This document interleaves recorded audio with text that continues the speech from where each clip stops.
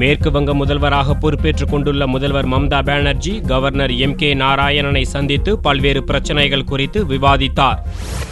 மேற்கு வங்கத்தில் 34 ஆண்டு இடதுசாரி ஆட்சியை வீழ்த்தி திரிணாமுல் காங்கிரஸ் தலைவர் மம்தா பானர்ஜி முதல்வராக பொறுப்பேற்றுள்ளார். தேர்தலுக்கு பிறகு தெற்கு 24 பாரகன், ஹவுரா, பங்குரா பகுதிகளில் நடந்து வரும் வன்முறைகளில் மார்க்சிஸ்ட் மற்றும் திரிணாமுல் காங்கிரஸ் தொண்டர்கள் கொல்லப்பட்டுள்ளனர்.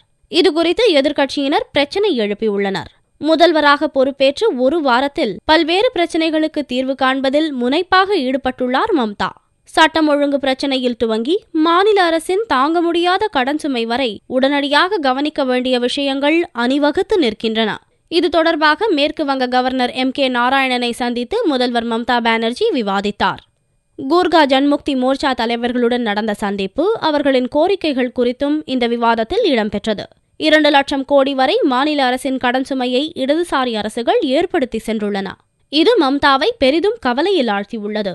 மாநிலத்தின் நிதி பிரச்சினை கவலை அளிக்கும் நிலையில் இருப்பதால் வளர்ச்சி திட்டங்கள் உள்ளிட்ட திட்டங்களை அமல்படுத்துவதில் சிக்கல் நிலையை சந்தித்துள்ளார் மம்தா பானர்ஜி. முதல்வராக பதவியேற்ற போதும் எளிமையை கடைபிடிப்பதில் மம்தா உறுதி காட்டி வருகிறார். கவர்னரை சந்திக்க வரும்போது சுழல் விளக்கு இல்லாத தான் எப்போதும் பயன்படுத்தும் மாருதி ஜென் காரில் எளிமையாக வந்தார் மம்தா. உணர்ச்சி வசப்பட்டு அவரை நெருங்க முயன்ற தொண்டர்களை போலீசார் தடுத்தனர். ஆனால் போலீசாரை கண்டித்த மம்தா அவர்களுக்கு எந்த தொந்தரவும் கூடாது என்று உத்தரவிட்டார்.